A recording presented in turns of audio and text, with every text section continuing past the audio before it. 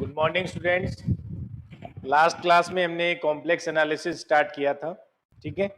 तो अभी कुछ बच्चों के डाउट्स ये कि सर CU सेट का एग्ज़ाम भी है, तो जुलाई एंड में उसका एग्ज़ाम भी है, तो उसका सिलेबस। तो बच्चों मैं आपसे ये कह रहा हूँ कि भी अगर पहले हम रास्ता हिस्ट्री का जो सिलेबस है उसको कवर करेंगे।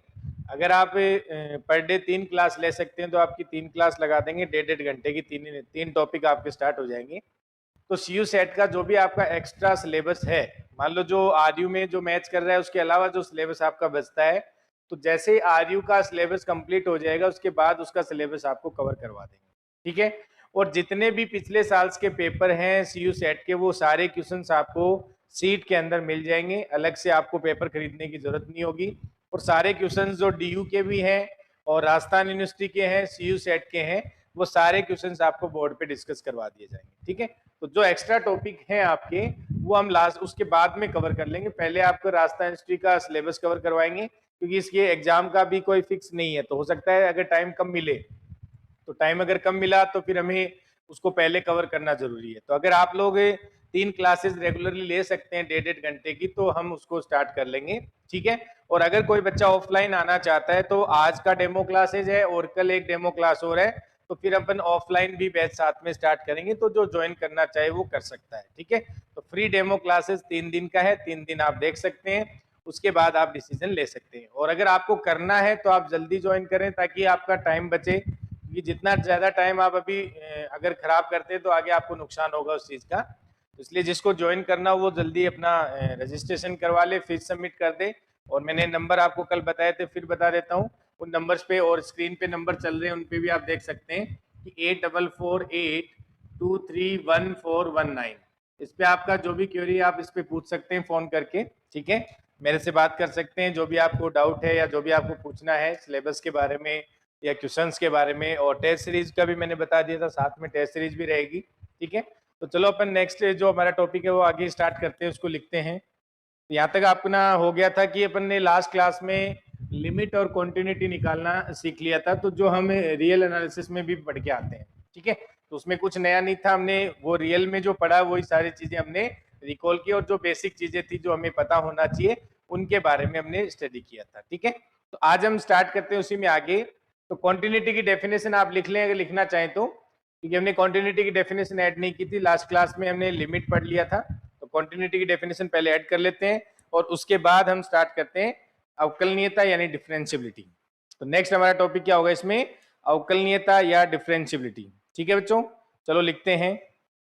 तो पहले कॉन्टिन्यूटी की डेफिनेशन लिखेंगे, तो लिखें, तो यहां से कॉन्टिन्यूटी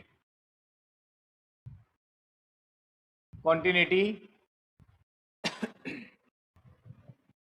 कॉन्टिन्यूटी की डेफिनेशन लिख ले पहले। तो कॉन्टिन्यूटी की डेफिनेशन लिखने से पहले देखो यहां से एफ जेड बराबर u x comma y plus iota v x comma y, ये हमारे पास कोई फंक्शन दे रखा है एफ जेड बराबर u x comma y plus iota v x comma y, ठीक है। और यहाँ हमारे पास एक पॉइंट है जेड बराबर z naught belongs to d, यानी जेड बराबर z naught belongs to d. तो यहाँ पे हमें एफ जेड एक एफ जेड कोई फंक्शन दे रखा है, कॉम्प्लेक्स फंक्शन दिया हुआ है, यानी कि यहाँ पे जो समीसर फलन दिया हुआ है, और जो जेड नॉट है वो डी का कोई मेंबर है। तो यहां से हम लिख सकते हैं कि एफ जेड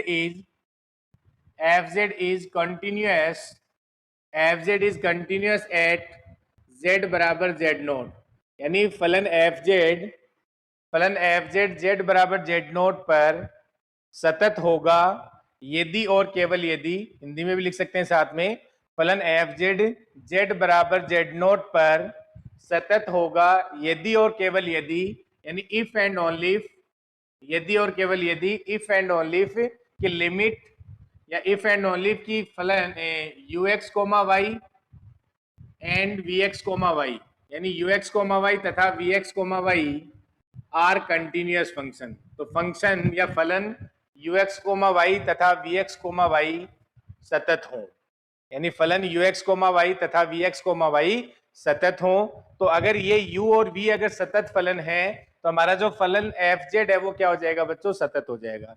तो यहां से आप लिख सकते हैं u x comma y and v x comma y are continuous continuous at x naught comma y naught. यहाँ पॉइंट क्या बन जाएगा, x naught comma y naught, क्योंकि जो हमने जेड नोट लिया है तो जेड नोट का आप लिख सकते हैं x naught plus iota y naught. तो कहने का मतलब बच्चों जब कॉन्टिन्यूटी हमें चेक करनी है तो यहाँ पे आप लिख सकते हैं यू तथा वी बिंदु x naught comma y naught पर सतत हों। यू तथा वी बिंदु x naught comma y naught पर सतत हों।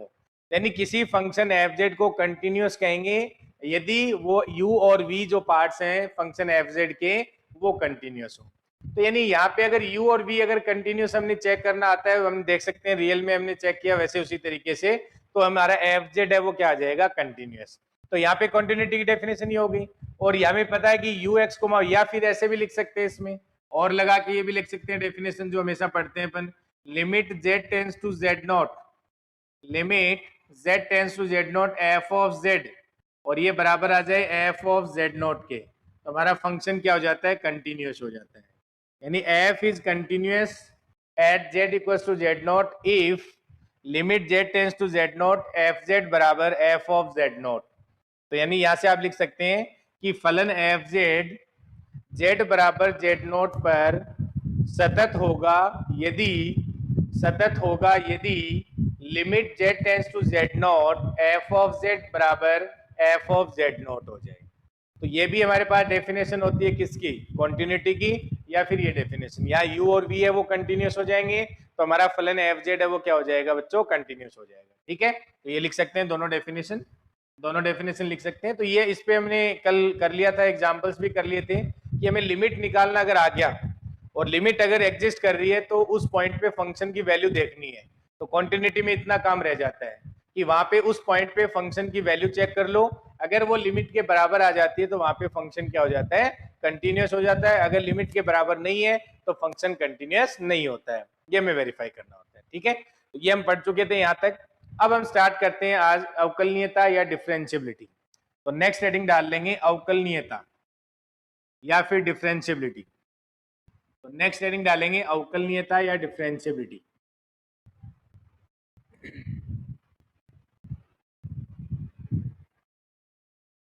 तो नेक्स्ट हेडिंग डालें अवकलनीयता या डिफरेंशियबिलिटी। अवकलनीयता या डिफरेंशियबिलिटी। तो लिखें इसको अवकलनीयता या डिफरेंशियबिलिटी। तो लिखें माना एफ जेड एक फलन है, माना एफ जेड एक फलन है, माना एफ जेड एक फलन है। तो लिख लेंगे let f z be a function, let f z be a function. तो माना एफ जेड एक फलन है जो बिंदु जेड नोट के प्रतिवेश में, फलन है जो बिंदु जेड नोट के प्रतिवेश में, जो बिंदु जेड नोट के प्रतिवेश में परिभाषित है।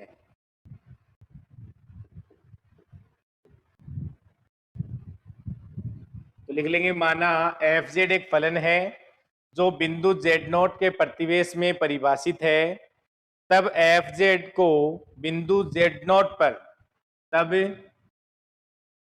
फलन एफ जेड को बिंदु जेड नोट पर अवकलनीय कहेंगे,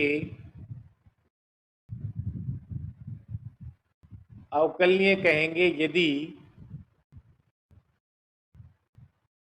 यदि limit z tends to z nought f of z minus f of z nought upon z minus z nought upon z minus z nought परिमितः विद्यमान हो, परिमितः विद्यमान हो, परिमितः विद्यमान हो, ये लिख लें।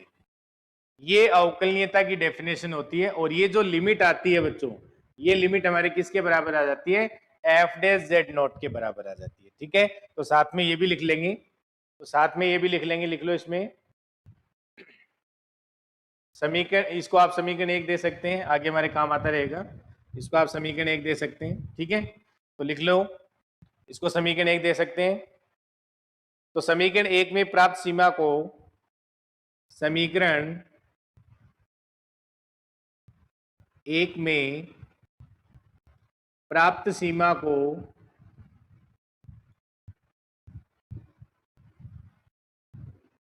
एफ डैश जेड नोट से दर्शाया जाता है, या एफ डैश जेड नोट से दर्शाया जाता है।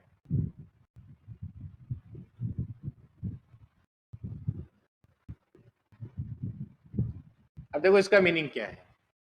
अब अगर मान लो आपको कोई भी पॉइंट दे रखा है z बराबर जेड नॉट, और आपसे कहा जाए कि भाई एक फंक्शन दिया हुआ है एफ जेड, और एक हमें z बराबर जेड नॉट कोई भी पॉइंट दिया हुआ है, और जो भी फंक्शन का डोमेन है उसका कोई पॉइंट है, हमें चेक करना है कि उस पॉइंट पे मेरा फंक्शन जो है वो डिफरेंशिएबल है या नहीं, यानी अवकलनीय है या नहीं, ये हमें वेरीफाई करना है।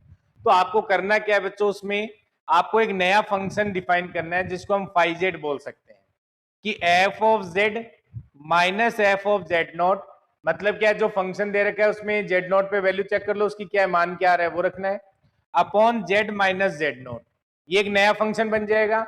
और इस फंक्शन की z tends to z not पे आप लिमिट चेक कर लो, अगर इसकी लिमिट परिमित विद्यमान है, अगर परिमित विद्यमान है या अद्वितीय है, तो हम कहते हैं कि ये जो मेरा फंक्शन एफ जेड है वो जेड बराबर जेड नॉट पे क्या हो जाएगा, अवकलनीय हो जाएगा।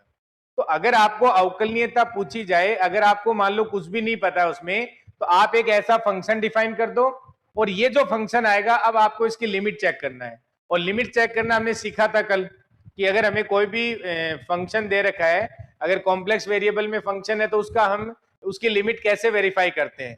तो लिमिट चेक करना हमने सीखा था, दो मेथड थे, कि सर y बराबर एम एक्स रख के हम डिस्कार्ड कर सकते हैं, या कोई भी और पाथ रख के डिस्कार्ड कर सकते हैं। तो पाथ रखते हैं कोई स्पेशली, तो उससे हम लिमिट को डिस्कार्ड करते हैं। लेकिन अगर प्रूफ करना है तो x बराबर आर कोस थीटा रखते हैं, और y बराबर आर साइन थीटा रखते हैं, और उसमें दिखाया जाता है कि वो थीटा पे डिपेंड कर रहा है या इंडिपेंडेंट ऑफ थीटा है, ये हमने देखा था। तो कहने का मतलब अगर अवकलनीयता चेक करना है तो आपको लिमिट निकालना आना चाहिए, क्योंकि यहां से f z minus f of z not upon z minus z not, एक नया आपके पास फंक्शन बन गया, और उस फंक्शन की लिमिट चेक करनी है आपको। और ये जो लिमिट आती है बच्चों, ये उस फंक्शन का उस पॉइंट पे डेरिवेटिव को दर्शाता है। ये जो लिमिट आती है वो उस फंक्शन का उस पॉइंट पे डेरिवेटिव को दर्शाता है, जिसको हम एफ डे जेड नोट से दर्शाया जाता है। तो कुल मिला के यहां से हम क्या लिख सकते हैं कि sir F day Z note बराबर क्या हो गया, एफ डे जेड नोट बराबर हो गया लिमिट और z tends to z note, और यहां से हमारे पास आ गया f of z minus f of z nought upon आ जाएगा जेड माइनस जेड नोट, ये लिख सकते हैं। तो ये एफ डे जेड नोट का मान हो गया, ये जो अगर हमारे पास जो लिमिट आएगी इसकी, ये लिख सकते हैं। यानी कोई भी फंक्शन है वो डिफरेंशिएबल कब होगा, जब हमारे पास f z minus f of z not upon z minus z nought जो फंक्शन है उसकी z tends to z not पे लिमिट एग्जिस्ट कर जाए, या अद्वितीय लिमिट मिले, फाइनाइट लिमिट मिले, तो हमारा जो फंक्शन एफ जेड है वो जेड नॉट पे क्या हो जाता है, अवकलनीय हो जाता है। तो ये डेफिनेशन हमें अवकलनीयता की लगानी आनी चाहिए। तो इसको देखो एग्जाम्पल पे अप्लाई करके देखते हैं। तो अगर हमें यहाँ से क्वेश्चन पूछा जाता है तो लिमिट निकालना पूछा जाए, कॉन्टिन्यूटी पूछी जाए, या डिफरेंशियबिलिटी पूछी जाए, तो ये भी एक तरीके से लिमिट निकालना ही है। बस यहाँ फंक्शन नया चेंज कर लेंगे, उस एफ जेड से एक फंक्शन बना लेंगे जिसको हम नया नाम फाई जेड दे सकते हैं, और इस फंक्शन की हमें क्या चेक करनी है, z tends to z not पे लिमिट वेरीफाई करनी है। ठीक है, तो चलो इस पे एग्जाम्पल करते हैं, जैसे आपके एग्जाम में भी आए हुए हैं, तो इस पे एग्जाम्पल्स लिखते हैं।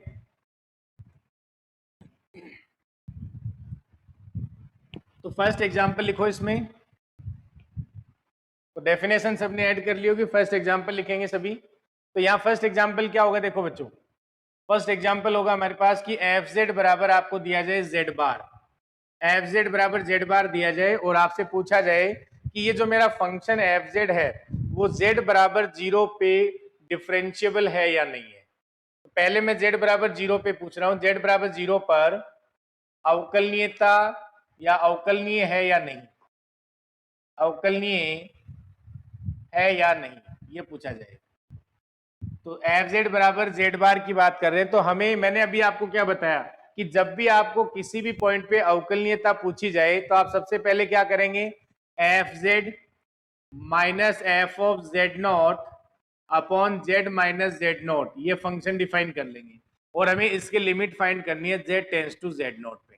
ठीक है, तो यहाँ पे डेफिनेशन लगाएं इसमें, तो यहाँ limit z tends to zero हो जाएगी क्योंकि जेड नॉट हमने क्या लिया है, जीरो लिया है, और यहाँ से एफ जेड का मतलब है जेड बार और minus f of z naught, तो एफ ऑफ जीरो का मान कितना आएगा, जीरो हो जाएगा, तो minus zero upon z minus zero. तो यहाँ से आप इसको लिख सकते हैं लिमिट, और यहाँ से z tends to zero z bar upon z, z bar upon z लिख सकते हैं। तो हमने कल चेक किया था कि ये लिमिट विद्यमान नहीं होती है। क्यों नहीं होती है, क्योंकि यहाँ से हम इसको क्या लिख सकते हैं, लिमिट, और यहाँ से z टेंस टू जीरो, और इसका मतलब हो गया x माइनस आयोटा वाई, और यहाँ से इसको हम लिख सकते हैं x प्लस आयोटा वाई। और अगर यहाँ पे y बराबर एम एक्स पाथ रखेंगे, अगर हम y बराबर एम एक्स पाथ रखते हैं बच्चों, तो यहाँ से क्या बन जाएगा ये कि लिमिट, और यहाँ से z टेंस टू जीरो और x minus iota m x, और यहाँ बन जाएगा x plus iota m x. तो यहाँ से x कॉमन लेके ऊपर नीचे कैंसिल कर देंगे, तो यहाँ ये जो लिमिट है वो किस पे विद्यमान, किस पे डिपेंड कर रही है, 1 minus iota m upon 1 plus iota m, तो m पे डिपेंड कर रही है, तो लिमिट डज नॉट एग्जिस्ट। अगर लिमिट डज नॉट एग्जिस्ट है, इसका मतलब ये जो फंक्शन एफ जेड है जेड बार, ये जेड बराबर जीरो पे अवकलनीय नहीं है, यानी डिफरेंशिएबल नहीं है, क्योंकि लिमिट विद्यमान नहीं है। तो यहाँ से क्या आ जाएगा, लिमिट डज नॉट एग्जिस्ट। यहाँ से आप क्या लिख सकते हैं कि जो लिमिट है वो does not exist, limit does not exist. और अगर लिमिट विद्यमान नहीं है तो ये फंक्शन एफ जेड है वो क्या नहीं होगा, डिफरेंशिएबल नहीं होगा। तो इस तरीके से मान लो हमें कुछ भी नहीं पता था, लेकिन हम बाय डेफिनेशन इसको वेरीफाई कर सकते हैं कि ये फंक्शन इस पॉइंट पे डिफरेंशिएबल है या नहीं है। ठीक है बच्चों, अब ये तो था कि z बराबर जीरो पे अवकलनीय है या नहीं है। अब अगर z बराबर जीरो के अलावा किसी पॉइंट पे पूछा जाता, अगर z बराबर जीरो के अलावा किसी पॉइंट पे पूछा जाता तो अवकलनीयता कैसे चेक करते, तो वहां इन जनरल हम लेके चलेंगे क्या, z नोट पॉइंट। यहां से हमें ऐसे भी पूछा जा सकता है कि अगर हमें z नोट दिया जाए, कोई भी पॉइंट है रैंडम, तो अगर एफ जेड बराबर, तो यहाँ पे z बराबर z नोट पे अवकलनीयता है या नहीं है, ये चेक करना है। अब z नोट कोई भी पॉइंट हो सकता है, जरूरी नहीं हमेशा जीरो ही हो, तो जीरो पे चेक करके मैंने बताया आपको इस तरीके से कर सकते हैं। अब हमने यहाँ पे कोई भी पॉइंट ले लिया z नोट, जिसपे हमें वेरीफाई करना है कि ये फंक्शन है वो अवकलनीय है या नहीं है। तो यहाँ से देखो क्या लिख सकते हैं, एफ जेड बराबर, या फिर हमें वेरीफाई क्या करना है कि limit z tends to z not, f z का मतलब क्या है, जेड बार हो गया, minus f of z naught, तो जेड नॉट का बार हो जाएगा, तो यहाँ से जेड नॉट का बार upon z minus z naught, ये आ जाएगा। तो यहाँ से आप लिख सकते हैं limit z tends to z naught, और ये बन जाएगा x माइनस आयोटा वाई, और यहाँ से x, जेड नोट का मीनिंग क्या है, जेड नोट का मतलब है बच्चों x नोट माइनस का आयोटा वाई नोट, ये लिख सकते हैं, सॉरी जेड नोट का मतलब ये है, तो यहाँ से जेड नोट बार है वो क्या आ जाएगा, x naught minus iota y naught लिख देंगे। ठीक है, ये वैल्यू यहाँ पुट करो, क्या आ जाएगा यहाँ पे माइनस, और यहाँ से हो जाएगा x नोट और प्लस का आयोटा वाई नोट हो जाएगा, अपॉन यहाँ से लिख सकते हैं x plus iota y minus z naught का मतलब होगा माइनस का x नोट माइनस का आयोटा वाई नोट लिख देंगे इसको। ठीक है, तो यहाँ से हमारे पास आ गया limit z tends to z note, और ये बन गया आपका x माइनस एक्स नोट, और यहाँ से अगर आयोटा कॉमन लेंगे तो प्लस का आयोटा, और यहाँ बन जाएगा अपना, या एक काम करें माइनस कॉमन ले लेते हैं, तो माइनस कॉमन लेंगे तो माइनस आयोटा, और ये बन जाएगा y माइनस वाई नोट, और अपॉन में यहाँ पे आप लिख सकते हैं x minus x note, x minus x note, और यहाँ से प्लस का आयोटा बाहर ले लेंगे तो y माइनस वाई नोट आ जाएगा, ये लिख सकते हैं। अब देखो यहाँ से हमारे पास जो लिमिट आएगी वो क्या आएगी, हमें वेरीफाई करना है। तो यहाँ हम क्या करेंगे कि जहाँ वहां पे हमने पाथ क्या लिया था, y बराबर एम एक्स पाथ लिया था, तो यहाँ पाथ क्या चूज कर सकते हैं बच्चों कि y माइनस वाई नोट और बराबर m into x minus x note, ये पाथ हो जाएगा। तो जैसे ये पाथ पुट करेंगे तो यहाँ से देखो ये क्या हो जाएगा, m into x minus x note हो जाएगा। तो इसको देखो क्या लिख सकते हैं यहाँ से कि लिमिट और z tends to z not, limit z tends to z naught, यहाँ से क्या आ जाएगा बच्चों, देखो x माइनस एक्स नॉट, और यहाँ से माइनस और आयोटा, और इसकी वैल्यू रख देंगे m into x minus x not, ये वैल्यू आ जाएगी यहाँ पे, अपॉन यहाँ से आ जाएगा x minus x not plus iota और m इंटू और यहाँ से x माइनस एक्स नॉट, ये मैंने मान रख दिया। तो बस अब यहाँ पे भी सेम वही कहानी है कि यहाँ से x minus x nought common आ जाएगा और यहाँ से x minus x nought common आ जाएगा, कैंसिल आउट हो जाएगा। तो यहाँ से ये लिमिट किसके बराबर आएगी, 1 माइनस आयोटाइम, और यहाँ से आ जाएगा 1 प्लस आयोटाइम। तो अभी भी m पे डिपेंड कर रहा है, तो limit does not exist, limit does not exist, limit does not exist. तो यहाँ से सीमा विद्यमान नहीं है। इसका मतलब ये जो फंक्शन एफ जेड है वो किसी भी पॉइंट पे अवकलनीय नहीं है। यानी यहाँ पे आप लिख सकते हैं जो फलन एफ जेड है वो किसी भी बिंदु पर अवकलनीय नहीं है, किसी भी पॉइंट पे क्या नहीं है, अवकलनीय नहीं है। तो ऐसे आप उसको डिस्कार्ड कर सकते हैं या प्रूफ कर सकते हैं। अगर ये लिमिट विद्यमान आ जाती तो वहां पे क्या हो जाता, वो अवकलनीय हो जाता। अगर लिमिट विद्यमान नहीं है तो अवकलनीय नहीं होगा, बस ये ध्यान रखना है। तो ये बाय डेफिनेशन आप लगा सकते हैं। अगर आपको मान लो बिल्कुल कोई भी चीज अगर हमें नहीं पता है तो हम बाय डेफिनेशन भी अवकलनीयता को वेरीफाई कर सकते हैं। देखो और एग्जांपल देखते हैं, ये लिख लिया होगा सबने, एक एग्जांपल और देखते हैं। देखो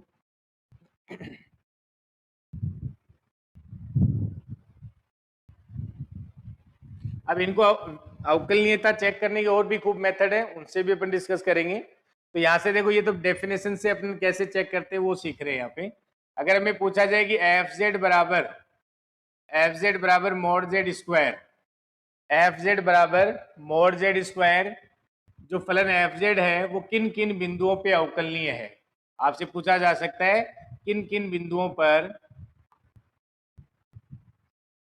अवकलनीय है, किन किन बिंदुओं पर अवकलनीय है, ये वेरीफाई करना है।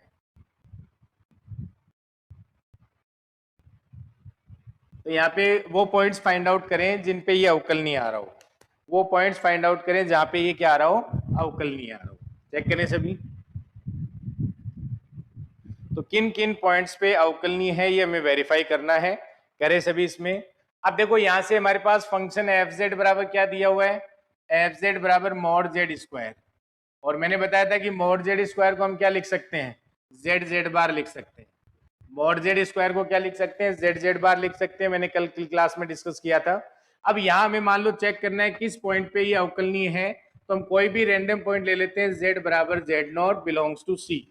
कोई भी हमने कॉम्प्लेक्स नंबर ले लिया जेड नॉट, और इस पे हमें वेरीफाई करना है कि ये डिफरेंशिएबल है या नहीं है, अवकलनीय है या नहीं है। तो हमें क्या करना है, limit z tends to z naught, और यहाँ से f ऑफ z का मतलब क्या हो गया, z जेड बार माइनस, अगर हम जेड नॉट की बात करें, अगर हम जेड नॉट की बात करें तो यहाँ से हम क्या लिख सकते हैं, अगर हम यहाँ से जेड नॉट की बात करें तो क्या आ जाएगा, जेड नॉट हमारे पास क्या आ जाएगा, जेड नॉट, और यहाँ से जेड नॉट बार आ जाएगा, और अपॉन यहाँ से हम क्या लिख सकते हैं, जेड माइनस जेड नॉट, यहाँ से हम क्या लिख सकते हैं, जेड माइनस जेड नॉट लिख सकते हैं। ठीक है, ये हमें वेरीफाई करना है। अब देखो यहाँ से किन किन पॉइंट्स पे अवकलनीय है, या फिर आप ऐसे वेरीफाई यहाँ से ये लिख सकते हैं, इसमें यहाँ से लिख सकते हैं। अब देखो यहाँ से limit z tends to z naught, तो अगर मैं z tends to z naught लेता हूँ और z नोट को अगर हम जीरो रखें, अगर हम z नोट को जीरो रखते हैं तो उस पर चेक करते हैं कि भाई फंक्शन हमारा है वो डिफरेंशिएबल है या नहीं है, या इसकी लिमिट विद्यमान होगी, यहाँ से पता चल जाएगा। तो अगर मैं यहाँ पे ये लेके चलूं कि इफ यदि z बराबर या z नोट बराबर हमारा क्या हो, जीरो हो, तो अगर z नोट जीरो होगा तो यहाँ से वेरीफाई करते हैं limit z tends to zero, और यहाँ से क्या बन जाएगा, जेड जेड बार, और पॉइंट मैंने क्या ले लिया, जीरो ले लिया, तो ये जीरो हो जाएगा, माइनस जीरो अपॉन ये z माइनस जीरो हो जाएगा, तो z माइनस जीरो लिख सकते हैं। तो यहाँ से हमारे पास क्या आ गया, लिमिट और z टेंस टू जीरो, और यहाँ से क्या बन गया बच्चों, देखो z से z कैंसिल हो गया, तो ये क्या आ गया, z बार आ गया, और ये लिमिट क्या आ गई, जीरो, जो क्या है, परिमितता विद्यमान है। तो इसका मतलब जो मेरा फंक्शन एफ जेड बराबर मोड जेड स्क्वायर है वो z बराबर जीरो पे अवकलनीय है। यहाँ से आप लिख सकते हैं फलन एफ जेड, फलन एफ जेड, यहाँ से आप लिख सकते हैं फलन एफ जेड, यहाँ से वेरीफाई कर सकते हैं फलन एफ जेड जेड बराबर जीरो पर अवकलनीय है, फलन एफ जेड जेड बराबर जीरो पे क्या है, अवकलनीय है। अब हमें वेरीफाई करना है कि भी बाकी पॉइंट्स पे अवकलनीय है या नहीं है। अगर बाकी पॉइंट्स पे अवकलनीय है या नहीं है तो यहाँ से वेरीफाई कर सकते हैं, या तो हमें अलग अलग पाथ चूज करेंगे, तो वो हमें यहाँ पे पाथ रखना होगा और उस पर डिपेंड करेंगे, उससे डिफाइन करेंगे यहाँ पे ये एग्जिस्ट कर रहा है नहीं कर रहा है, लिमिट एग्जिस्ट कर रही है नहीं कर रही है। ठीक है, इसका और अलग से मेथड है, दूसरे मेथड से उससे आसानी से कर सकते हैं, तो इसको हम यहाँ पे z बराबर 0 पर ये हमारा फंक्शन क्या आ गया, अवकलनीय आ गया। लेकिन हमें पूछा क्या गया है कि ये किन किन पॉइंट्स पे अवकलनीय है, तो हमें आगे जो और पॉइंट्स है वो भी वेरीफाई करने हैं। तो एक तो तरीका है कि भाई यहाँ पे आप इन जनरल चेक करो इसमें, और यहाँ पे पाथ रख के चेक करो, उससे तो डिस्कार्ड कर सकते हो, या फिर x बराबर r cos थीटा, y बराबर r sin थीटा रख के इसको वेरीफाई कर सकते हैं। तो अगर हम यहाँ से इससे जाए उस प्रोसेस से लेंदी होगा, तो उसे और किस प्रोसेस से कर सकते हैं, तो यहाँ से हमें फाइंड आउट करना है कि किन किन पॉइंट्स पे अवकलनीय है। ठीक है, तो इसके लिए अब हम आगे पढ़ते हैं कि हमारे पास जो अवकलनीयता है उसके लिए नेसेसरी कंडीशन क्या होती है और एक सफिशिएंट कंडीशन क्या होती है। तो ये दो कंडीशन की जरूरत पड़ी, क्यों? क्योंकि जब डेफिनेशन से हम क्वेश्चन करते हैं तो जरूरी नहीं है कि हर क्वेश्चन आसानी से हो जाए, हो सकता है उसमें लिमिट निकालना कई बार क्या होता है, टफ हो जाता है। तो इसके लिए मैं अलग से मेथड पढ़ रहे हैं कि अगर हमारे पास उसकी डिफरेंशिएबिलिटी की जो नेसेसरी कंडीशन है वो क्या है और सफिशिएंट कंडीशन क्या है, तो वहां से ये जो क्वेश्चंस हैं ये 2-2 सेकंड में हो जाएंगे, जो भी हमने डेफिनेशन से किए हैं, तो वहां आप डायरेक्टली कर सकते हैं। ठीक है, तो इसलिए उनकी जरूरत हमें क्या है कि उससे क्वेश्चंस हैं वो करने में आसानी आ जाती है। ऐसा नहीं है कि आप अगर अवकलनीयता की जो डेफिनेशन आप जानते हैं उससे सारे क्वेश्चन हो जाएंगे, लेकिन एक होता है क्वेश्चन होना, एक होता है जल्दी होना। तो हमें एग्जाम में क्वेश्चन करना भी है और जल्दी भी करना है। ठीक है, तो नेक्स्ट हेडिंग डालें इसमें, नेक्स्ट हेडिंग डालें necessary condition for differentiability. Necessary condition for differentiability, अवकलनीयता के लिए आवश्यक प्रतिबंध, अवकलनीयता के लिए आवश्यक प्रतिबंध। तो नेक्स्ट हेडिंग डाल लेंगे इसमें अवकलनीयता के लिए आवश्यक प्रतिबंध। तो लिखें अवकलनीयता के लिए, अवकलनीयता के लिए आवश्यक प्रतिबंध, आवश्यक और पर्याप्त दोनों प्रतिबंध पढ़ेंगे इसमें, के लिए आवश्यक प्रतिबंध, आवश्यक प्रतिबंध, अवकलनीयता के लिए आवश्यक प्रतिबंध। तो नेक्स्ट हेडिंग डाल लेंगे अवकलनीयता के लिए आवश्यक प्रतिबंध। ठीक है, अब देखो यहां से अवकलनीयता के लिए आवश्यक प्रतिबंध क्या होता है, तो लिखे माना, माना एफ जेड बराबर u x comma y plus iota v x comma y, माना एफ जेड बराबर u x comma y plus iota v x comma y, z बराबर जेड नोट पर, बिंदु जेड बराबर जेड नोट पर अवकलनीय है, बिंदु z बराबर जेड नोट पर अवकलनीय है,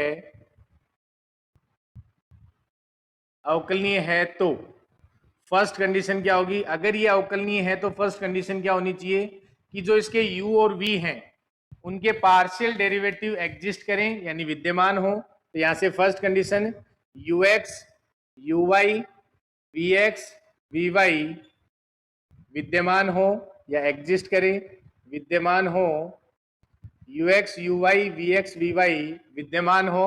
और सेकंड यानी सेकंड लिखें कौशी रीमान समीकरण को संतुष्ट करें। सेकंड लिखें कौशी रीमान, सेकंड लिखें कौशी रीमान समीकरण को, कौशी रीमान समीकरण को, या जिसको सीआर इक्वेशन कहते हैं, इसको सीआर इक्वेशन कहते हैं, कौशी रीमान समीकरण या CR equation.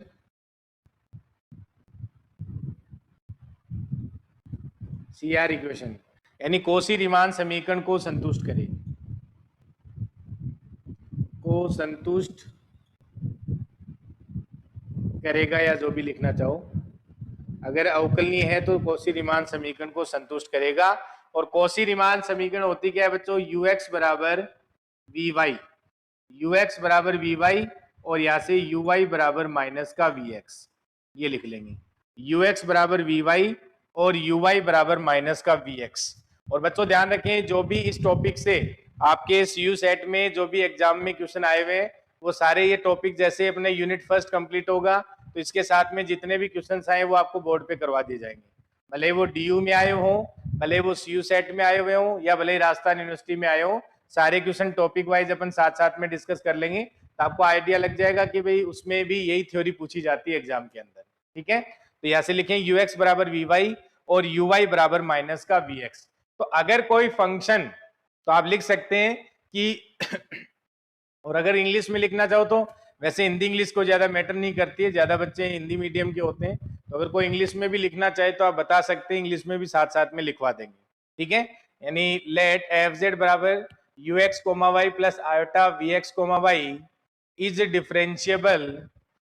differentiable at z equals to z naught is differentiable at z equals to z naught, then first condition क्या होगी, ux uy vx vy are exist, ux uy vx vy are exist, और second condition क्या होगी, satisfying the CR equation यानी Koshi Riemann equation, यानी satisfying the CR equation, satisfying the CR equation, और CR equation होती क्या है, ux बराबर वी वाई होना चाहिए और यू वाई बराबर माइनस का वी एक्स, और इसको इंपोर्टेंट लगा लेंगे, हमारे लगभग क्वेश्चन इसी से हो जाते हैं, ux बराबर वी वाई और यू वाई बराबर माइनस का वी एक्स। अगर कोई फंक्शन है वो अगर डिफरेंशिएबल है तो ये दोनों कंडीशन तो उसमें होनी चाहिए।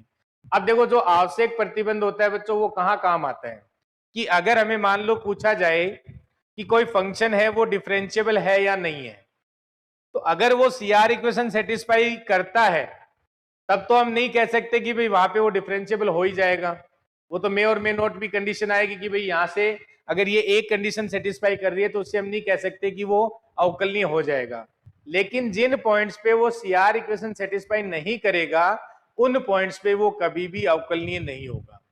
तो जो नेसेसरी कंडीशन होती है वो हमेशा यानी यहां से डिस्कार्ड करने के काम आती है, कि भाई अगर आपसे जो फंक्शन दिया गया हमने उस पॉइंट पे उसकी सीआर इक्वेशन चेक की लेकिन वो सीआर इक्वेशन सेटिस्फाई नहीं कर रहा है, तो हम डायरेक्ट वहां से बोल सकते हैं कि सर फंक्शन जो है वो इस पॉइंट्स पे अवकलनीय नहीं होगा। लेकिन वहां सीआर इक्वेशन सेटिस्फाई कर जाता तो अवकलनीय हो भी सकता है नहीं भी हो सकता है, वो डिपेंड करेगा कि इसकी सफिशिएंट कंडीशन क्या है और उसके अवकलनीयता के लिए उसकी सफिशिएंट कंडीशन क्या है उस पर डिपेंड करेगा। तो नेक्स्ट इसमें लिख लेंगे यानी अवकलनीयता के लिए पर्याप्त प्रतिबंध। तो नेक्स्ट डेफिनेशन लिख लेते हैं फिर साथ में क्वेश्चन करेंगे इन पे। तो लिखें इसमें अवकलनीयता के लिए पर्याप्त प्रतिबंध, अवकलनीयता के लिए पर्याप्त प्रतिबंध, अवकलनीयता के लिए पर्याप्त प्रतिबंध। तो लिखें अवकलनीयता के लिए पर्याप्त प्रतिबंध। तो नेक्स्ट हेडिंग डाल लेंगे इसमें अवकलनीयता के लिए पर्याप्त प्रतिबंध यानी सफिशिएंट कंडीशन। और ये देख लेना भाई हिंदी में पर्याप्त को कैसे लिखते हैं, पर्याप्त प्रतिबंध। तो ये तो आवश्यक प्रतिबंध था, अब लिखेंगे पर्याप्त प्रतिबंध। तो नेक्स्ट लिखेंगे अवकलनीयता के लिए पर्याप्त प्रतिबंध। तो इसमें पर्याप्त ऐसे लिखा जाता है तो ये लिख लेंगे पर्याप्त प्रतिबंध, ठीक है। यानी sufficient condition, sufficient condition for differentiability, sufficient condition for differentiability, sufficient condition for differentiability. अब इसकी सफिशिएंट कंडीशन क्या है उसको लिखते हैं। तो लिखें इसमें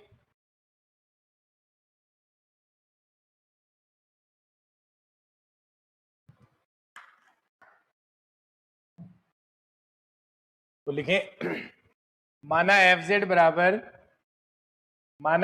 बराबर u x comma y plus iota v x comma y, माना एफ जेड बराबर u x comma y plus iota v x comma y, z बराबर जेड नॉट पर अवकलनीय होगा यदि, अब यहां पे हम क्या लिख रहे हैं इसमें इसकी पर्याप्त प्रतिबंध लिख रहे हैं, अवकलनीय होगा यदि यानी माना फलन एफ जेड बराबर u x comma y plus iota v x comma y z बराबर जेड नॉट पर अवकलनीय होगा यदि, अवकलनीय होगा यदि फर्स्ट कंडीशन क्या है, u x u y v x v y विद्यमान हो तथा सतत हो, तथा सतत हो, विद्यमान भी हो तथा सतत हो, यानी जेड नॉट पे विद्यमान भी हो सतत भी हो और साथ में कोशी रीमान समीकरण को संतुष्ट करे, साथ में कोशी रीमान समीकरण को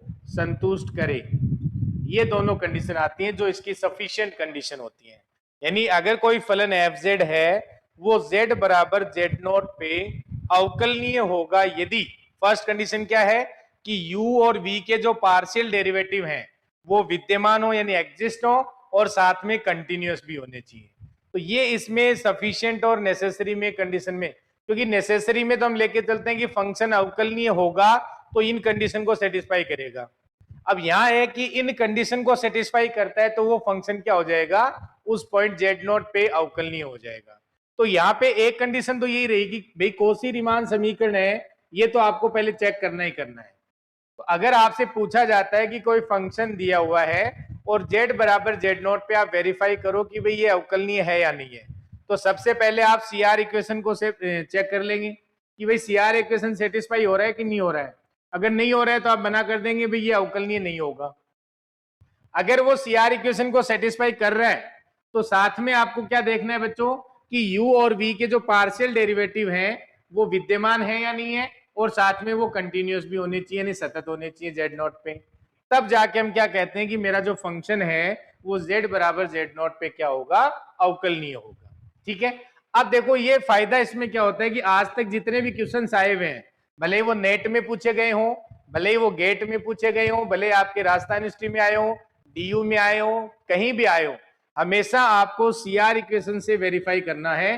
क्योंकि जब होता क्या है कि वो जो भी क्वेश्चंस देता है तो आप पहले उसका यू और वी पार्ट देख सकते हैं आराम से, भाई लिखा हुआ होगा दिख जाएगा आपको।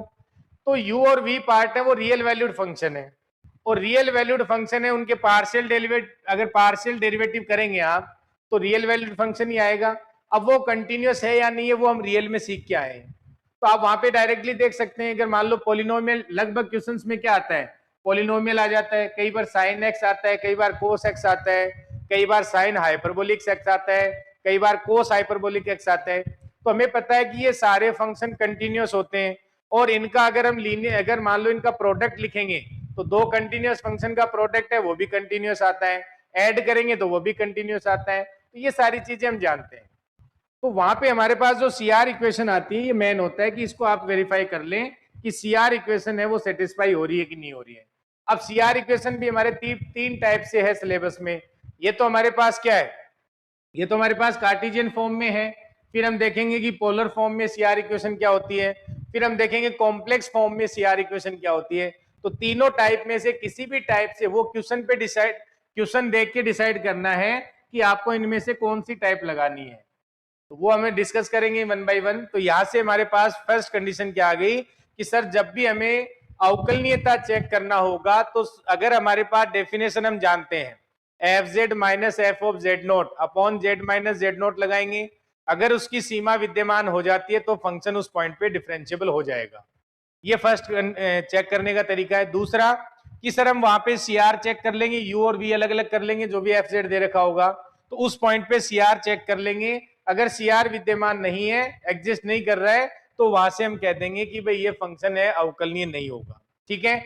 सी आर एग्जिस्ट कर जाती है तो फिर u और v के पार्शियल डेरिवेटिव देखेंगे और साथ में वो कंटिन्यूअस है या नहीं है ये साथ में देख लेंगे। ये अवकलनीयता चेक करने का मेथड होता है। ठीक है। अब देखो यहां से इसकी कंडीशन और निकालते हैं। ये सबने लिख लिया, दो कंडीशन आ गई। अब देखो यहां से अगर मैं कोई फंक्शन एफ जेड लेके चलता हूं u x comma y plus iota v x comma y, तो यहां से एक दो रिजल्ट और लिखते हैं जो हमारे यूजफुल होंगे एग्जाम के लिए। तो ये इसकी नेसेसरी कंडीशन है, और सॉरी ये सफिशिएंट कंडीशन है, और इससे पहले जो हमने लिखा था वो इसकी नेसेसरी कंडीशन है डिफरेंशिएबिलिटी के लिए। ठीक है। अब देखो बच्चों हमने रियल पढ़ा था, वहां पे डिफरेंशिएबिलिटी चेक करने का मेथड अलग होता है। जैसे यहाँ हम सीआर इक्वेशन से देख सकते हैं, लेकिन रियल में हमने कोई सीआर इक्वेशन नहीं पढ़ी थी डिफरेंशिएबिलिटी के लिए। तो यहाँ डिफरेंशिएबिलिटी चेक करना आसान है रियल की बजाय, क्योंकि यहाँ सीआर इक्वेशन से पता चल जाता है। लगभग क्वेश्चन मैं कह रहा हूँ 99% है वो क्वेश्चन इससे हो जाते हैं। 99% क्वेश्चन अभी तक के जो एग्जामों में आए वो हो जा रहे हैं। तो ऐसा तो है नहीं कि इसी बार आपके आए, तो वैसे आसान तरीका है। या फिर आप डेफिनेशन लगा सकते हो।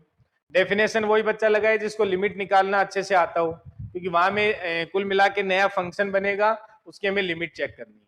ठीक है। तो अब देखो इसमें अगर हमारे पास नेक्स्ट हेडिंग डालें, अगर कोई आर्टिकल लिखते हैं कि एफ जेड बराबर हमारे पास है u x comma y plus iota v x comma y, ये हमें एक फलन दे रखा है एफ जेड बराबर u x comma y plus iota v x comma y. ठीक है। ये हमें एक फंक्शन दिया हुआ है। ठीक है।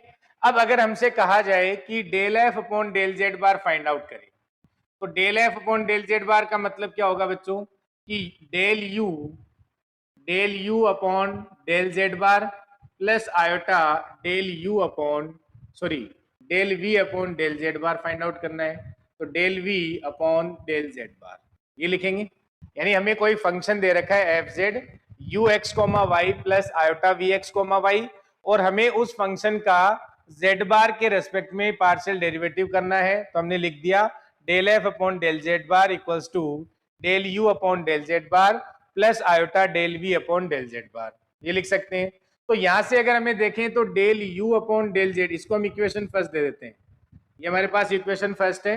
तो del u upon del z bar, तो del u upon del z bar का मतलब क्या होगा, क्योंकि हमें पता है जो जेड बार है वो एक्स वाई का फंक्शन है और जो यू है वो भी हमारा क्या है एक्स वाई का फंक्शन है।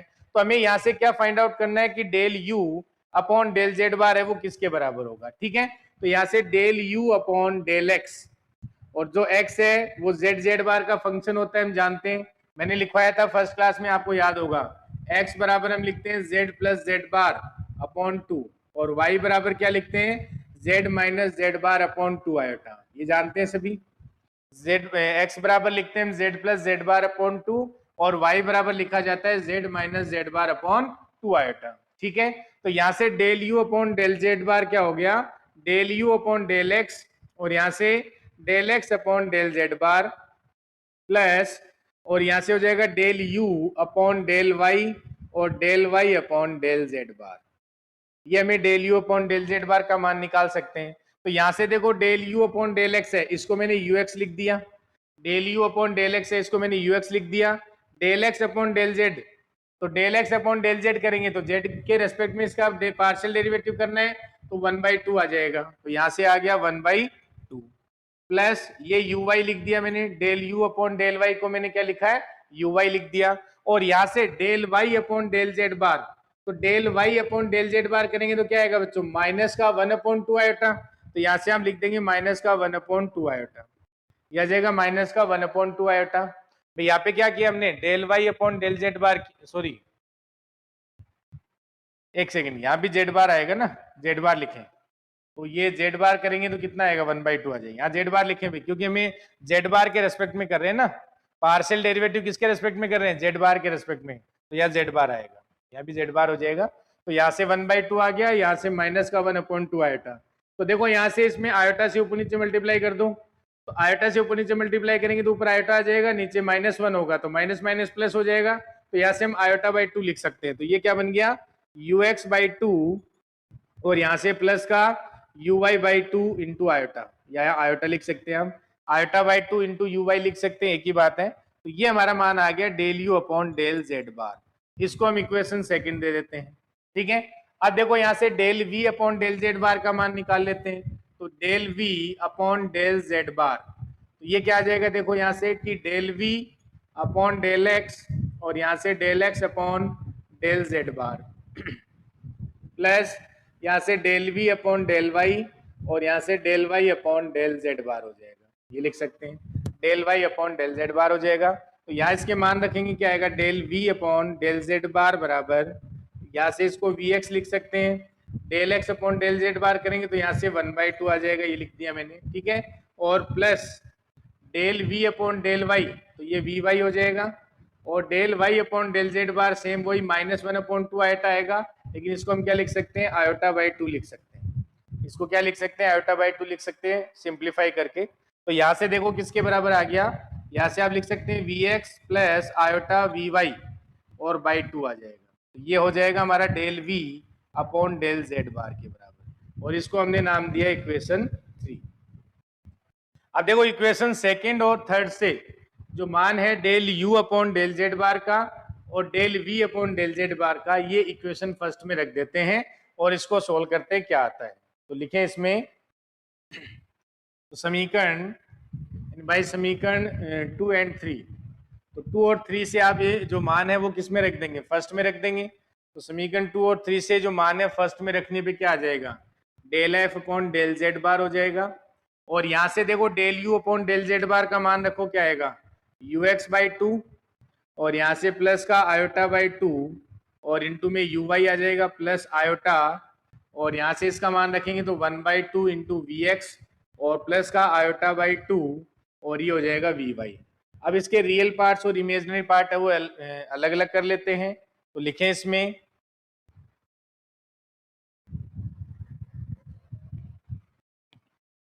लिखो, आगे लिखो इसमें।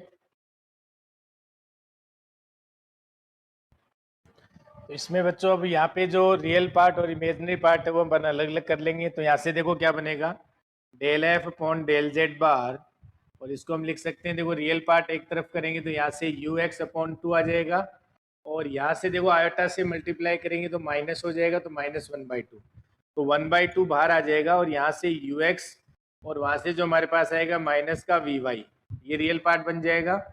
और इमेजिनरी पार्ट की बात करें तो यहाँ से आयोटा कॉमन ले लेंगे तो आयोटा बाई 2 कॉमन आ जाएगा, तो यहाँ से बनेगा यू वाई, और यहाँ से क्या बन जाएगा प्लस का वी एक्स, जहाँ से आयोटा बाई 2 हमने क्या ले लिया, कॉमन ले लिया। तो ये हमारा del f upon del z bar आ जाएगा। ये हमारे पास क्या आ जाएगा, del f upon del z bar की 1/2 u x minus v y plus iota by 2 u y plus v x हो गया। अब यहां से देखो, अगर यहाँ पे अपन कंडीशन लगाते हैं कि यदि एफ जेड अवकलनीय है, यदि एफ जेड बिंदु जेड बराबर जेड नॉट पर अवकलनीय है, अगर हम अवकलनीय लेके चलते हैं तो अवकलनीय है, अगर ये अवकलनीय है तो हमें पता है नेसेसरी कंडीशन होगी इसकी सेटिस्फाई करेगा। तो इसकी नेसेसरी कंडीशन क्या होती है, ये सी आर इक्वेशन को सेटिस्फाई करेगा, तो यहाँ से यू एक्स बराबर वी वाई हो जाएगा और यू वाई बराबर माइनस का वी एक्स हो जाएगा। ये हम जानते हैं भाई, अगर हमारा फंक्शन अवकलनीय है इसका मतलब वो सी आर इक्वेशन को सेटिस्फाई करेगा, और सी आर इक्वेशन क्या होती है, यू एक्स बराबर वी वाई और यू वाई बराबर माइनस का वी एक्स। तो देखो यहाँ से बच्चों यू एक्स बराबर आप वी वाई रखेंगे तो ये 0 बन जाएगी टर्म, और अगर आपने यहाँ पे यू वाई बराबर माइनस का वी एक्स रखा तो ये टर्म भी 0 आ जाएगी। तो यानी ये अगर अपन यूज में लेते हैं तो del f upon del z bar, तो अगर मेरा फंक्शन जेड नोट पर अवकलनीय है तो del f upon del z bar बराबर क्या होगा, 0 होगा। तो ये हमारा स्टेटमेंट यहाँ से प्रूफ हो गया। तो आप लिख लेंगे, स्टेटमेंट को लिखवा देता हूं मैं कि एफ जेड बराबर, इसमें नीचे स्टेटमेंट ऐड कर लेंगे, एफ जेड बराबर u x comma y plus iota v x comma y z बराबर जेड नोट पर अवकलनीय है यदि फलन एफ जेड बराबर, नीचे स्टेटमेंट ऐड कर लेंगे, यदि फलन एफ जेड बराबर u x comma y plus iota v x comma y z बराबर जेड नोट पर अवकलनीय है तो del f upon del z bar बराबर 0 होगा। तो del f upon del z bar बराबर क्या होगा, 0 होगा। इसका मतलब क्या हो गया कि ये भी हमारे पास क्या मिल गई यहाँ पे, कि जो हमारे पास अवकलनीयता की नेसेसरी कंडीशन हमें मिल गई, क्योंकि अगर अवकलनीय है तो del f upon del z bar 0 होगा, तो जहां del f upon del z bar non 0 होगा तो वहां पे मेरा फंक्शन है वो क्या नहीं होगा, अवकलनीय नहीं होगा। तो यहां से ये स्टेटमेंट भी लिख सकते हैं कि इफ यदि del f upon del z bar अगर हमारा नॉन 0 आ रहा है जिस पॉइंट पे, यदि del f upon del z bar, तो यहां से आप लिख सकते हैं, डिस्कार्ड करने के काम आएगा सबसे ज्यादा ये, कि यदि del f upon del z bar non 0 है, कहां पे, जेड बराबर जेड नोट पर, यानी यदि del f upon del z bar non 0 है जेड बराबर जेड नोट पर, तो यहां पे लिख सकते हैं, तो फलन एफ जेड, तो फलन एफ जेड जेड बराबर जेड नोट पर अवकलनीय नहीं होगा। तो फलन एफ जेड जेड बराबर जेड नोट पर अवकलनीय नहीं होगा, यानी जिस पॉइंट पे del f upon del z bar non 0 आता है उस पॉइंट पे मेरा फंक्शन है वो डिफरेंशिएबल नहीं होगा, यानी अवकलनीय नहीं होगा। ये आप लिख सकते हैं, अवकलनीय नहीं होगा। ये कंडीशन आप लिख सकते हैं कि अगर मेरा फंक्शन एफ जेड है, वहां del f upon del z bar जिन पॉइंट्स पे नॉन 0 आएगा वहां वो अवकलनीय नहीं होगा, लेकिन जहां 0 आएगा वहां पे अवकलनीय हो सकता है। ये नेसेसरी कंडीशन है, सफिशिएंट नहीं है, क्योंकि हमने लेके चले थे कि फंक्शन अवकलनीय है तब हमारा del f upon del z bar 0 आया था। तो इस कंडीशन को नेसेसरी कंडीशन कहते हैं, सफिशिएंट नहीं कहते हैं। और ये हमारा, ये भी एक सी आर इक्वेशन है और ये पोलर फॉर्म सॉरी कॉम्प्लेक्स रूप है। तो आप यहाँ पे लिख सकते हैं, इसको आप दे सकते हैं कि del f upon del z bar बराबर zero, del f upon del z bar बराबर जीरो कोसी रीमान समीकरण का सम्मिश्र रूप है। Del f upon del z bar बराबर जीरो कोसी रीमान समीकरण का सम्मिश्र रूप है। तो नेक्स्ट स्टेटमेंट लिख लेंगे, del f upon del z bar बराबर zero, del f upon del z bar बराबर जीरो कोसी रीमान समीकरण का, del f upon del z bar बराबर जीरो कोसी रीमान समीकरण का, कोसी रीमान समीकरण का सम्मिश्र रूप है, यानी कॉम्प्लेक्स फॉर्म होती है ये। तो ये दूसरी फॉर्म आ गई कि जहां del f upon del z bar zero होगा उन पॉइंट्स पे सी आर इक्वेशन सेटिस्फाई हो जाएगी, और जहां पे ये नॉन जीरो होगा उन पे सी आर सेटिस्फाई नहीं होगी। लेकिन जहां सी आर इक्वेशन सेटिस्फाई नहीं होती है वहां जो फलन है वो अवकलनीय भी नहीं होगा, और जहां सी आर सेटिस्फाई हो जाएगा वहां पे हमारा जो फलन है वो अवकलनीय हो भी सकता है, नहीं भी हो सकता है, क्योंकि ये इसकी नेसेसरी कंडीशन है। ठीक है, तो ये हमारे पास एक नेक्स्ट रिजल्ट आ गया। अब देखो हमने जो एग्जांपल्स किए थे बच्चों, आप इसकी हेल्प से उनको आसानी से कर सकते हैं। जैसे हमने एग्जांपल किए थे उनको इसी मेथड से करते हैं, वो यहाँ से कैसे हम बता सकते हैं उनके बारे में। जैसे मैंने आपको एक क्वेश्चन करवाया था लास्ट में, याद होगा कि एफ जेड बराबर, हमने एक क्वेश्चन लिखा था और मैंने कहा था इसमें किन किन पॉइंट्स पे ये अवकलनीय होगा ये हमें पता करना है। तो हमारे पास जो क्वेश्चन था आपने देखा होगा कि एफ जेड बराबर था मोड जेड स्क्वायर। लेकिन ये रूल कब लगाएंगे आप, जब हमारा फंक्शन जेड बार का फंक्शन हो। अगर जेड बार का फंक्शन नहीं है तब आप ये मेथड नहीं लगाएंगे। तो हर क्वेश्चन कब में कौन सा मेथड कब लगाना है ये जरूरी है ध्यान में रखना। अगर जेड बार का फंक्शन है तब आप ये लगा देंगे, कोई दिक्कत नहीं है।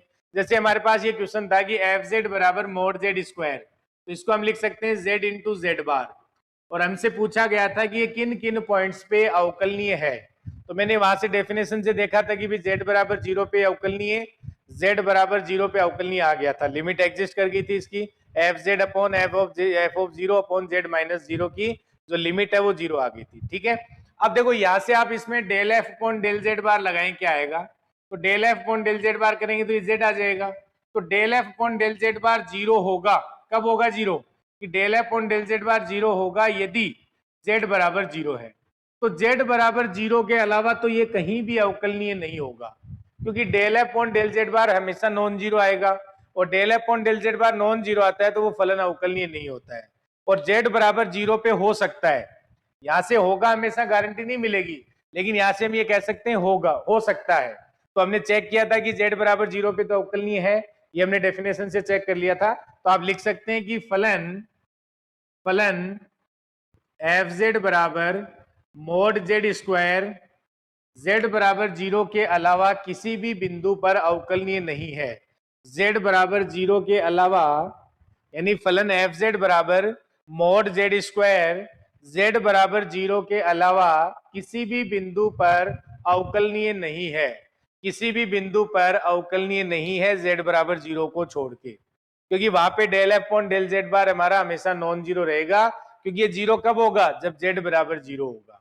तो उसके अलावा डायरेक्टली हमने मना कर दिया। जैसे यहां से आप एक में हमने एग्जांपल लिया था, आपको याद होगा, एफ जेड बराबर जेड बार, और हमने वेरीफाई किया था कि भाई ये किसी भी पॉइंट पे डिफरेंशिएबल नहीं आया था, और हमने इसको डेफिनेशन से किया था। लेकिन यहाँ देखो आप del f upon del z bar करो, इसमें क्या आएगा, तो del f upon del z bar करेंगे वन आ गया, तो ये कभी भी जीरो नहीं होगा, ये कभी जीरो नहीं होगा। इसका मतलब ये जो फलन है वो किसी भी बिंदु पर अवकलनीय नहीं है, यहाँ पे डायरेक्टली बता सकते हैं। तो वो डेफिनेशन है, तो जरूरी नहीं है कि डेफिनेशन आप हर क्वेश्चन पे लगाएं, क्योंकि कई बार क्या डेफिनेशन थोड़ा टफ भी हो जाता है। इसलिए आप ये जो नेसेसरी कंडीशन है, सफिशिएंट कंडीशन है, इनको भी आप ध्यान रखेंगे। कई बार नेसेसरी कंडीशन से हम पता लगा सकते हैं, उससे आसानी से हो जाता है। कई बार हम सफिशिएंट कंडीशन आसानी से लग जाती है, तो हमें क्वेश्चंस देख के वहां पे डिसाइड करना है कि कौन सा मेथड लगाना है। ठीक है, तो यहाँ से देखो 2 सेकंड में हो गया कि यहाँ से del f upon del z bar one आ गया, यानी हमेशा नॉन जीरो रहेगा, आप कोई भी पॉइंट ले लो। इसका मतलब ये जो फंक्शन है वो किसी भी बिंदु पर अवकलनीय नहीं है, ये जो फंक्शन है वो किसी भी बिंदु पर अवकलनीय नहीं है, यहां से आप लिख सकते हैं। ठीक है, लिख लेंगे सभी इसको।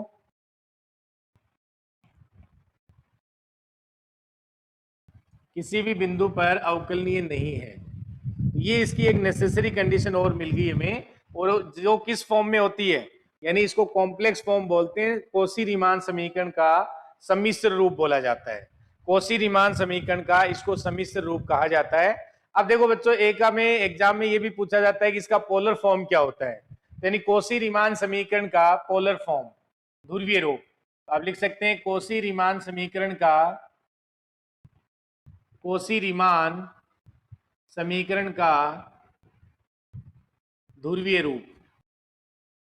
इसके मैं प्रूफ पे नहीं जा रहा हूं, ध्रुवीय रूप प्रूफ अगर आप पढ़ने में इंटरेस्टेड हैं तो जेपीएस में दे रखा है, बाकी हमारे कहीं काम नहीं आएगा इसका प्रूफ, इसलिए मैं इसको आपको याद रखना है डायरेक्टली कि अगर हमारे पास, जैसे अभी हमने देखा कोसी रीमान समीकरण क्या होता है, यू एक्स बराबर वी वाई या यू वाई बराबर माइनस का वी एक्स, ये हम जानते हैं, या फिर del f upon del z bar बराबर 0 होता है, ये भी कोसी रीमान समीकरण होता है। ठीक है, ये दोनों कोसी रीमान समीकरण है। और यहां से पोलर फॉर्म में कैसे लिखना है, देखो याद रखने का तरीका मैं बता देता हूं। तो एक तो ये फॉर्म हो गई, एक ये फॉर्म हो गई और एक ये फॉर्म हो जाएगी।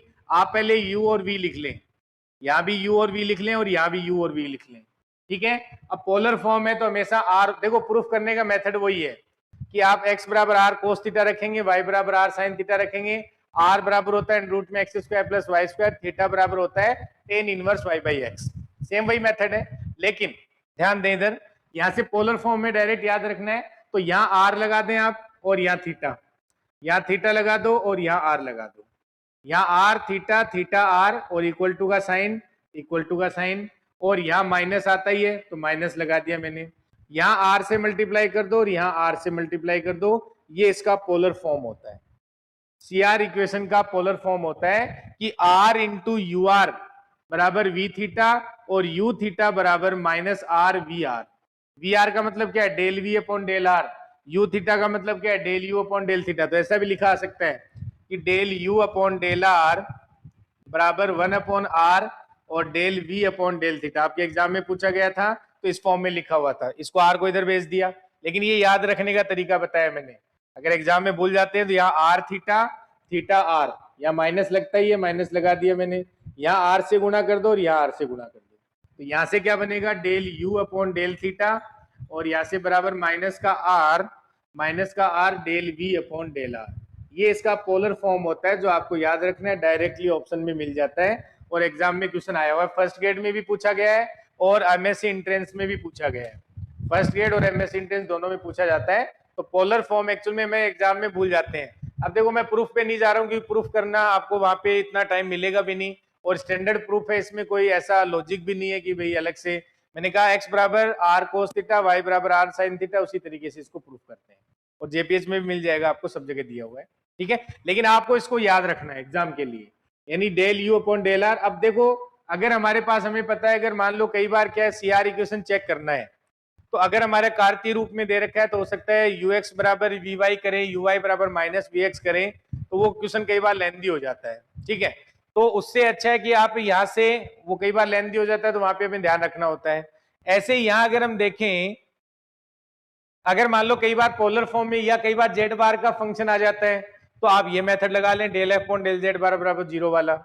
कई बार क्या होता है कि बच्चों पोलर फॉर्म में आसान हो जाता है, तो आप वहां पे जेड बराबर आर कोस थीटा रख देंगे, सॉरी जेड बराबर आर ई की पावर आयटा थीटा रख देंगे, तो पोलर फॉर्म में आ जाएगा हमारा फंक्शन पूरा, कि जेड की जगह आर ई की पावर आयटा थीटा रख दिया, फिर आप यहाँ पे पोलर फॉर्म भी लगा के उसको हल कर सकते हैं। तो सीआर इक्वेशन लगाने के 3 मेथड है। अब आप क्वेश्चन देख के डिसाइड कर सकते हैं कि भाई कौन सा मेथड हमें यहाँ पे अप्लाई करना चाहिए, ये हो सकता है, ये हो सकता है, या ये हो सकता है, इनमें से कोई भी एक आपसे एग्जाम में उस पे लगाना है तो जल्दी क्वेश्चन हो सकता है। अब तीनों ही सीआर इक्वेशन चेक करते हैं, लेकिन मेथड वही है कि अगर हम किस क्वेश्चन पे कौन सा मेथड लगा रहे हैं ताकि वो जल्दी से आसानी से सोल्व हो जाए, ये मेन इंपॉर्टेंट होता है सबसे ज्यादा। ठीक है, तो लिख लेंगे इसको, ये हमारे पास 3 रूप हैं, तो ये ध्रुवीय रूप बोला जाता है, ये और ये सेम ही है, और इसको कार्तीय रूप होता है सीआर इक्वेशन का, और ये कॉम्प्लेक्स रूप होता है, सम्मिश्र रूप बोला जाता है इसको। ये तीनों कोसी रीमान समीकरण है। ठीक है, तो ये ध्यान रखेंगे आप।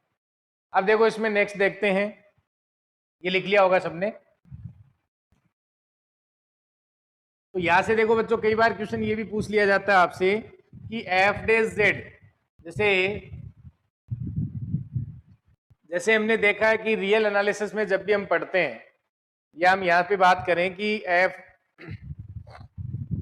या पहले अपन ये लिख लेते हैं कि यहाँ पे कोई क्वेश्चन करते हैं, जैसे ये एग्जाम में पूछा गया है, एग्जाम्पल कर लेते हैं, उसके बाद आते हैं उस पर।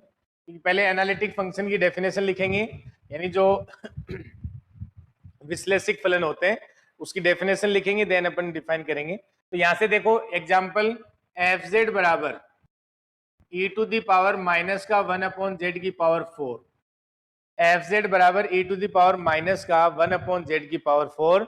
तो यहां से आपको पूछा गया था कि लिमिट z टेंस टू 0 पर ये फंक्शन है, इसकी लिमिट क्या होगी, ये हमें पूछा गया था। लिमिट z टेंस टू 0 पे इस फंक्शन की लिमिट क्या होगी, ये हमें एग्जाम में पूछा गया था। और z टेंस टू 0 पे कंटिन्यूअस होगा या नहीं होगा, ये भी हमें पूछा गया। तो इसको ऐसे डिफाइन किया था, फंक्शन को ऐसे डिफाइन किया था यहाँ पे, जब z is non zero then ये है, और जब z बराबर 0 है तो यहाँ पे 0 रख दिया। z बराबर 0 है तो यहाँ पे क्या रख दिया, 0 रख दिया। तो ये हमें फंक्शन दिया गया एफ जेड, और हमें पूछा गया कि भी z limit z tends to 0 पे इसकी लिमिट विद्यमान है या नहीं है, और ये कंटिन्यूअस है या नहीं है, डिफरेंशिएबल है या नहीं है, और z टेंस टू 0 पे CR इक्वेशन को सेटिस्फाई करता है या नहीं करता है, ये हमें पूछा गया। तो यहां से देखो अभी इसको हम कैसे लिख सकते हैं, यहां से हमें फाइंड आउट करना है कि limit z tends to 0 e to the power minus का 1/z की पावर 4, ये हमें लिमिट फाइंड आउट करना है। तो अब बच्चों देखो यहां से आप इसको ऐसे नहीं कर सकते कि लिमिट z टेंस टू 0 रख देंगे सर यहां से 1/0, तो 1/0 मतलब माइनस इन्फिनिटी, और e की पावर माइनस इन्फिनिटी यानी लिमिट 0 आ गई, नहीं। क्योंकि मैंने बताया आपको कि कॉम्प्लेक्स एनालिसिस में माइनस इन्फिनिटी का कोई भी मीनिंग नहीं होता है। क्योंकि जब हमने लिमिट निकालना सीखा था तो मैंने आपको कल बताया था कि हम रियल में जब भी लिमिट निकालते थे किसी एक्स नोट पे, तो यहाँ हमारे पास दो डायरेक्शन होती थी, ये लेफ्ट हैंड और राइट हैंड लिमिट। तो अगर इस डायरेक्शन से है तो माइनस इन्फिनिटी नाम दिया जाता है उधर, इधर जो भी रियल नंबर्स जा रहे हैं इधर हम कहते हैं वहां पे प्लस इन्फिनिटी। लेकिन जब आप कॉम्प्लेक्स एनालिसिस की हम बात करते हैं तो यहाँ हमें अगर किसी भी पॉइंट पे अगर लिमिट चेक करना है तो यहाँ आप सभी डायरेक्शन से लिमिट चेक करेंगे, हर डायरेक्शन से।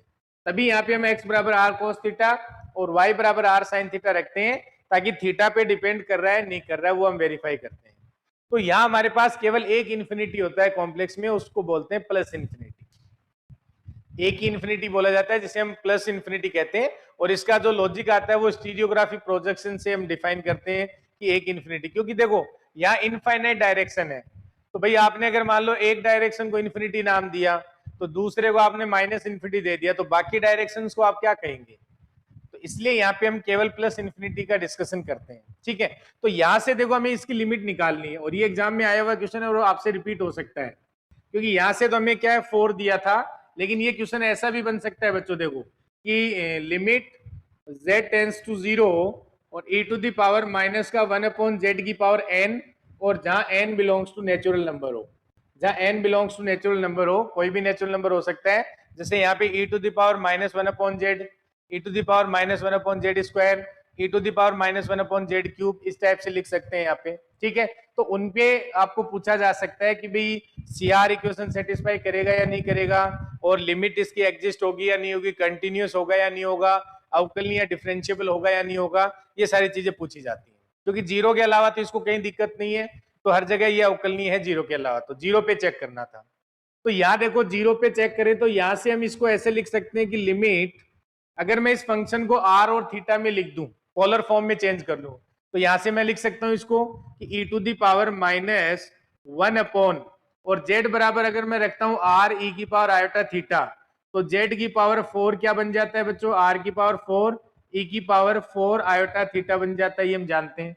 ये मान उठा के यहाँ पे रख दो तो क्या आ जाएगा, r की पावर 4 e की पावर 4 आयोटा थीटा, और यहां से फिर लिमिट क्या हो जाती है, r टेंस टू 0 हो जाती है। पोलर फॉर्म में ऐसे ही फाइंड आउट करते हैं। तो अब देखो बच्चों यहाँ पे जब मैं यहाँ पे मैंने ये लिख लिया कि z को हमने पोलर फॉर्म में लिख दिया, तो पोलर फॉर्म में लिखा तो ये फंक्शन क्या आ गया, limit r tends to 0 e to the power minus 1 upon r to the power 4 e to the power 4 iota theta आ गया, ठीक है। अब देखो यहां से अगर मैं थीटा बराबर 0 लेता हूं, अगर मैं थीटा बराबर, क्योंकि हमें तो ये देखना है कि ये लिमिट एग्जिस्ट कब करेगी, जब वो थीटा से इंडिपेंडेंट हो जाए, यानी थीटा पे डिपेंड ही नहीं करे। तो यहां मैंने थीटा बराबर 0 लिया, तो जैसे ही आप थीटा बराबर 0 रखेंगे इसमें देखो बच्चों, तो ये हमारा 1 बन जाएगा, क्योंकि e टू दी पावर 0 है तो 1 हो गया। और यहाँ ये क्या बन जाएगा कि लिमिट और r टेंस टू 0 और इसको हम लिख सकते हैं e to the power -1 upon r की पावर 4, ये आ गया। अब इसमें लिमिट लगाएंगे तो e की पावर -इन्फिनिटी आ जाएगा, क्योंकि ये r क्या होता है, पॉजिटिव रियल नंबर होता है। r क्या होता है, पॉजिटिव रियल नंबर होता है, तो एक डायरेक्शन में काम करेगा जीरो में, तो यहां से ये जो लिमिट आती है वो हमेशा जीरो आ जाती है। ये जो लिमिट है वो क्या आ जाती है, जीरो आ जाती है, क्योंकि यहाँ पे e to the power -infinity आएगा जिसका मान क्या हो जाएगा, जीरो आ जाएगा। अब मैंने क्या किया, थीटा बराबर मैंने ले लिया π/4, थीटा बराबर मैंने ले लिया π/4, क्योंकि एंगल तो कुछ भी ले सकते हैं। तो जैसे ही थीटा बराबर π/4 लिया, तो यहां ध्यान दो, अगर मैं यहाँ थीटा को π/4 रखता हूं तो 4 से 4 तो कैंसिल हो गया और e की पावर आयोटा पाई आ गया, और e की पावर आयोटा पाई का मान हम जानते हैं -1 होता है, तो माइनस यहां से आ गया तो ये प्लस हो गया। तो थीटा बराबर π/4 पे हम जानते हैं लिमिट r टेंड्स टू 0, और यहां बन गया e to the power 1 upon r की पावर 4 बन गया, ये प्लस का आ गया। और अगर ये प्लस का आ गया तो r टेंड्स टू 0 पे e की पावर इन्फिनिटी, और e की पावर इन्फिनिटी कहां पे टेंड कर जाएगा, इन्फिनिटी पे। इसका मतलब अगर हमने थीटा बराबर 0 लिया तो इसकी लिमिट 0 आ रही है, और जब हमने थीटा बराबर π/4 लिया तो इसकी लिमिट इन्फिनिटी आ रही है। इसका मतलब लिमिट किस पे डिपेंड कर रही है, थीटा पे। तो इसका मतलब ये जो फंक्शन हमने लिया है e to the power -1 upon z की पावर 4, उसकी z बराबर 0 पे लिमिट एग्जिस्ट नहीं कर रही है, और अगर लिमिट एग्जिस्ट नहीं कर रही है तो वो कंटिन्यूअस भी नहीं होगा, और अगर वो कंटिन्यूअस नहीं है तो वो अवकलनीय यानी डिफरेंशिएबल भी नहीं होगा। तो यहाँ से हम लिख सकते हैं सारी चीजें। अब देखो यहाँ पे ये समझ आ गया ना, क्योंकि इसमें e की पावर आयोटा पाई बनता है, तो e की पावर आयोटा पाई हम लिखते हैं क्या आता है, कोस पाई, और प्लस का आयोटा साइन पाई, यही तो लिखते हो। तो साइन पाई तो 0 हो गया और कोस पाई का मान -1 होता है। तो यहाँ पे जैसे मैंने π/4 रखा, अब इन जनरल अगर आप लिखेंगे, हमें ये एग्जाम्पल लिया था, तो इस एग्जाम्पल में क्या होगा बच्चों, यहाँ सर थीटा बराबर तो हम 0 लिख देंगे, और दूसरा जो थीटा है वो डिफाइन कर लेंगे π/n। अगर हम इन जनरल n की बात करें, अगर n हमारा कोई नेचुरल नंबर है तो यहाँ थीटा बराबर 0 लिख लेंगे, और यहाँ दूसरा थीटा है वो π/n कर देंगे, जो भी n होगा वो डिफाइन कर देंगे। तो वहां लिमिट एक बार 0 आएगी, एक बार लिमिट इन्फिनिटी आ जाएगी, तो वहां से हमेशा लिख सकते हैं कि लिमिट डज नॉट एग्जिस्ट, यानी सीमा विद्यमान नहीं है। तो ये लिख लेंगे आप इसमें कि z बराबर 0 पर सीमा विद्यमान नहीं है, और किसी भी नेचुरल नंबर के लिए नहीं है। यहाँ भले आप कोई भी नेचुरल नंबर रख दें, जरूरी नहीं है 4 ही आए। तो ये एक ऐसा फंक्शन है fz जो z बराबर 0 पे अवकलनीय नहीं है, कंटिन्यूअस भी नहीं है, सीमा भी विद्यमान नहीं है, लेकिन z बराबर 0 पे ये CR इक्वेशन सेटिस्फाई करता है। वो आप वेरीफाई करेंगे घर पे, और किससे, पोलर फॉर्म में चेंज करके कर लेना, आसानी से हो जाएगा। वरना आप इसमें u और v पार्ट अगर अलग अलग करने बैठ गए तो इसमें काफी टाइम लग जाएगा। इससे अच्छा आप इसको अगर डिस्कस करते हैं तो इसको पोलर फॉर्म में चेंज करके आप इसकी CR इक्वेशन चेक कर लेंगे। तो लिख लें यहाँ पे फलन fz z बराबर 0 पर ना तो अवकलनीय है, ना सतत है, और ना ही सीमा विद्यमान है। यानी फलन fz बराबर फलन fz ये लिख लेंगे जो भी दिया हुआ है, z बराबर 0 पर ना तो अवकलनीय है, ना सतत है, और ना सीमा विद्यमान है, परंतु z बराबर 0 पर fz कोसी रीमान समीकरण को संतुष्ट करता है, परंतु fz z बराबर 0 पर कोसी रीमान समीकरण को संतुष्ट करता है। यानी ये अवकलनीय नहीं है, लेकिन ये z बराबर 0 पे कोसी रीमान समीकरण को संतुष्ट करता है, ये लिख लेंगे इसमें। ठीक है। अब देखो कई बार क्या होता है बच्चों, कोसी रीमान समीकरण जब अपन लगाते हैं तो ux निकालना हो, vx निकालना हो, ये कैसे निकाले जाते हैं। तो ये हमने वैसे तो रियल में पढ़ा है, पार्शियल डेरिवेटिव कैसे निकाला जाता है। तो अगर कई बार तो क्या है, आसान हो तब तो हम डायरेक्ट उसका पार्शियल डेरिवेटिव कर देते हैं x के सापेक्ष, और y को कांस्टेंट मान के कर लेते हैं। लेकिन अगर डिनोमिनेटर में भी फंक्शन डिफाइन है तो पार्शियल डेरिवेटिव कैसे निकाले जाते हैं हम जानते हैं। अगर मान लो, ये तो हमने रियल में पढ़ा है वैसे, अगर हमें कोई पॉइंट दे रखा है बिंदु मान लो h, k, तो यहां से आप जानते होंगे कि लिमिट, अगर हमें ux निकालना हो यानी del u upon del x निकालना हो, del u upon del x, तो हम क्या करते हैं, लिमिट x टेंड्स टू 0 और u of x plus h comma k और minus u of h comma k upon x लिखते हैं। याद है सबको पार्शियल डेरिवेटिव कैसे निकाला जाता है। तो कई बार तो अगर मान लो डिनोमिनेटर में फंक्शन आ जाता है तो पार्शियल डेरिवेटिव आप इस मेथड से भी निकाल सकते हैं कि del u upon del x बराबर क्या हो जाएगा, limit x tends to zero u of x plus h. अब एच के जो भी पॉइंट दे रखा है जिस पे आपको निकालना है वो पॉइंट रख देंगे यहाँ पे और इसको हल कर सकते हैं। ठीक है, ऐसे ही अगर हमें del u upon del y निकालना होता तो क्या करते हैं यहाँ पे लिमिट और यहाँ वाई टेंस टू जीरो, तो यहाँ क्या हो जाता है u of h comma y plus k, u of h comma y plus k और minus u of h comma k upon क्या हो जाता वाई हो जाएगा। इस तरीके से आप इसके पार्शियल डेरिवेटिव निकाल सकते हैं एक्स यू एक्स और यू वाई। ऐसे ही वी एक्स और वी वाई, जहां यू है उसकी जगह वी रख दो और दोनों आप वो दो मेथड और लिख सकते हैं। तो पार्शियल डेरिवेटिव ऐसे भी निकाले जा सकते हैं। तो कई बार डिनोमिनेटर में भी फंक्शन होता है तो डायरेक्ट उसका पार्शियल अवकलन करना आसान यानी आंशिक अवकलन करना आसान नहीं होता है, तो आप ये मेथड भी लगा सकते हैं। ठीक है, limit x tends to zero u of x plus h comma k और minus u of h comma k और यहां से आ जाएगा h comma y plus k minus u of h comma k upon y. ठीक है, तो ये है। अब हमारा जो बचा है इसमें कि जो विश्लेषिक फलन है वो क्या होता है उसके बारे में हम नेक्स्ट क्लास में पढ़ेंगे, विश्लेषिक फलन क्या होता है। बाकी अब इसमें जो क्वेश्चंस बचे हुए वो क्वेश्चंस करेंगे। और इसमें अब एक टाइप ये बची है कि जब हमें यू दे रखा होता है तो v कैसे फाइंड आउट किया जाता है, v दे रखा है तो u कैसे फाइंड आउट किया जाता है, u दे रखा है तो एफ जेड कैसे फाइंड आउट करते हैं, ये सारी चीजें बची हुई हैं। और साथ में हार्मोनिक फंक्शन भी पढ़ना है हमें। तो विश्लेषिक फलन क्या होता है, हार्मोनिक फंक्शन क्या होता है, और ये एक लेक्चर और होगा जो हम नेक्स्ट क्लास में डिस्कस कर लेंगे। तो आज अपन यहीं तक रखते हैं, तो आप यहाँ तक पढ़ें इसको। बाकी कल नेक्स्ट क्लास में अपन इस पे क्वेश्चंस करेंगे और जो बची हुई थ्योरी है वो कंप्लीट कर लेंगे। तो यूनिट फर्स्ट है वो अपना कंप्लीट हो जाएगा। ठीक है, चलो मिलते हैं नेक्स्ट क्लास में। Thank you.